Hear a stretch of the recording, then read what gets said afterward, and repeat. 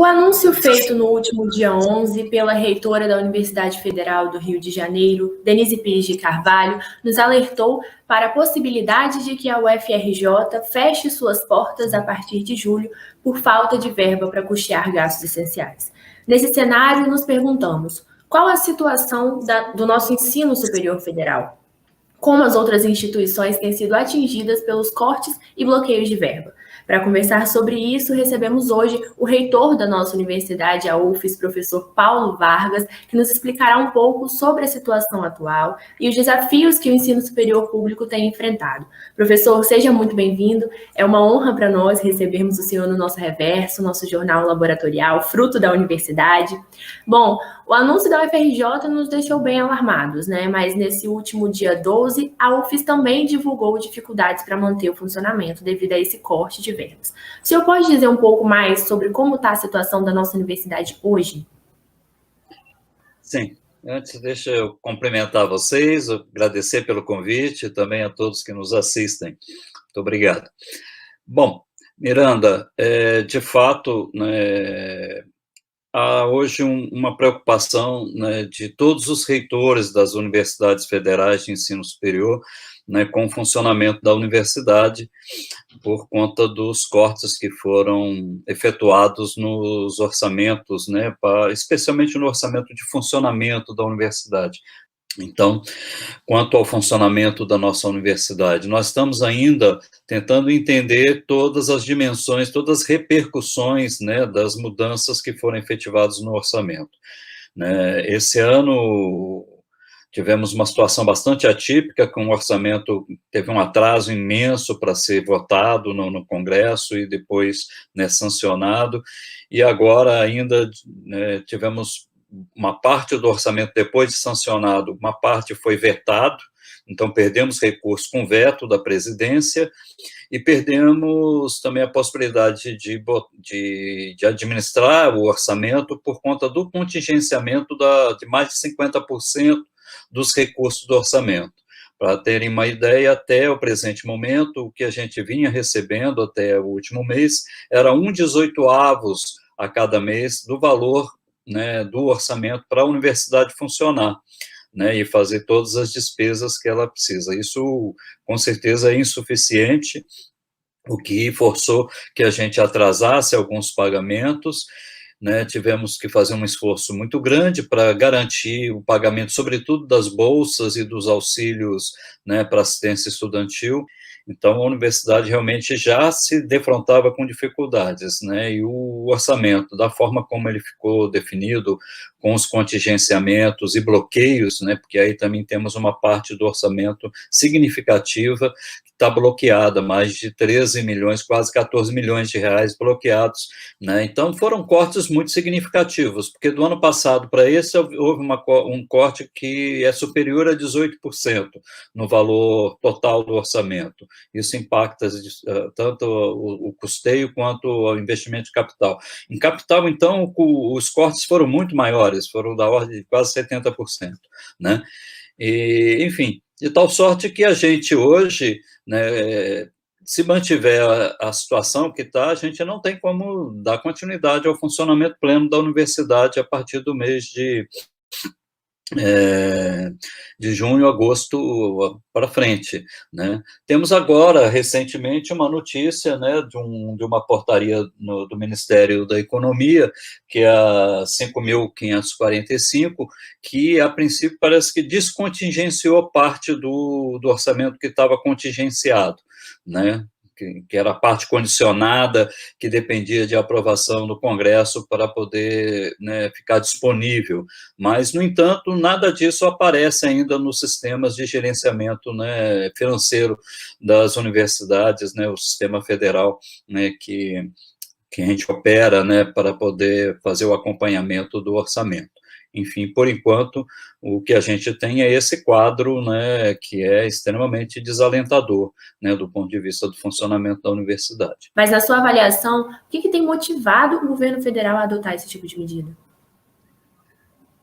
Bem, o orçamento da universidade tem sofrido decréscimos, né, sucessivos, desde 2015, que mais precisamente desde 2017, o orçamento da universidade tem decrescido, né, ano a ano, né, mas a gente vem tentando garantir o funcionamento da universidade, apesar desses cortes, né, que acontecem de um ano para o outro, né. Basta dizer, se compararmos o orçamento que as universidades possuíam, né, no conjunto, no Sistema Federal de Ensino Superior, em 2015, né, com valores corrigidos para 2021, e a gente comparar os orçamentos, hoje o orçamento da universidade corresponde a um pouco mais de 45%, né, daquele que foi praticado lá em 2014, né? Então, são cortes substantivos, né, em cima dos recursos de funcionamento da universidade.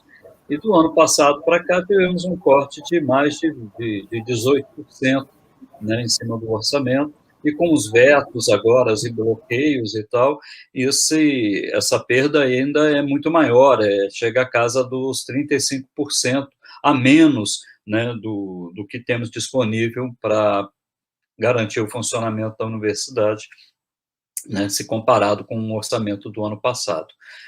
O fato de estar numa situação de pandemia e a universidade estar funcionando, né, do modo não presencial, tanto nos serviços administrativos, quanto, né, também no ensino, né, através do EART, isso, no ano passado, possibilitou que algumas despesas, né, deixassem de ser realizadas porque não havia necessidade, né, de gastos tão substantivos, por exemplo, com a limpeza, conseguimos economizar algum recurso com energia, fornecimento de água, né, e outros itens que puderam, né, alguns contratos, né, puderam ser suspensos ou reduzidos em função, né, da situação, né, de não presença de servidores, professores e estudantes na universidade. Dessa forma, esses recursos puderam ser reorientados para outras ações mais prioritárias naquele momento. Por exemplo, a inclusão digital, né, e o reforço ao programa da assistência estudantil. Esse ano, já mesmo que a universidade se mantenha nesse regime de funcionamento pelo próximo semestre e o outro, já se torna muito mais difícil. Se tivermos, então, que voltar, com certeza ficará muito mais complicado para garantir o funcionamento da universidade com os recursos que a gente tem.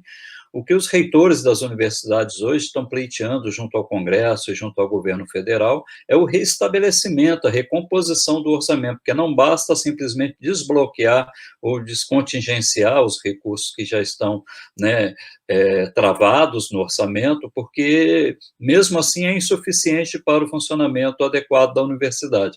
A gente quer que o orçamento seja restabelecido, pelo menos nos patamares, né, do orçamento do ano passado, que é ainda assim insuficiente, mas, de qualquer forma, já daria, né, uma margem um pouco mais fácil de administrar, né, para manter a universidade em pleno funcionamento.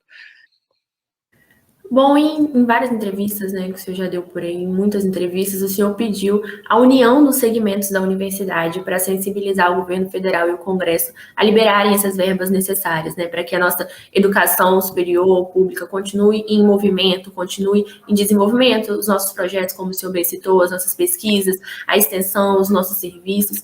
Como nós, né, da comunidade acadêmica da universidade, podemos agir nesse sentido, podemos colaborar para a manutenção da universidade, para mobilizar o governo federal? Veja bem, né, é importante salientar que, apesar da situação, né, que estamos enfrentando, todas as dificuldades impostas pela pandemia, né, temos feito um esforço muito grande para garantir o funcionamento da universidade, ou seja, manter a universidade viva, né, em pleno funcionamento. É claro que não estamos funcionando nas condições ideais, nas condições satisfatórias para o trabalho das pessoas, para o estudo, né, dos estudantes. O EART não é a solução ideal, né, mas é a que se tornou possível para trabalhar nesse momento e garantir o funcionamento da universidade. Com esses cortes, a gente tem o nosso trabalho, né, o de todos da universidade, bastante dificultados, né. O nosso apelo é no sentido de que haja uma mobilização, né, e que se faça uma movimentação, inclusive dando conhecimento, né, por isso da importância dessas entrevistas, né, dessas matérias que têm sido publicadas, para dar ciência à sociedade, né, das dificuldades que estão sendo impostas às universidades.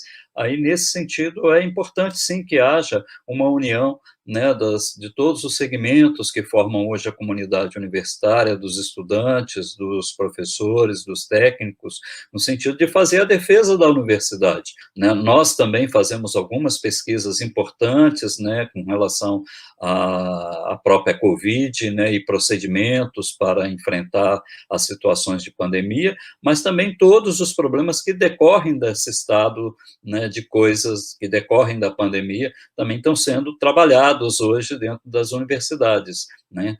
Enfim, a universidade importa muito para todos nós.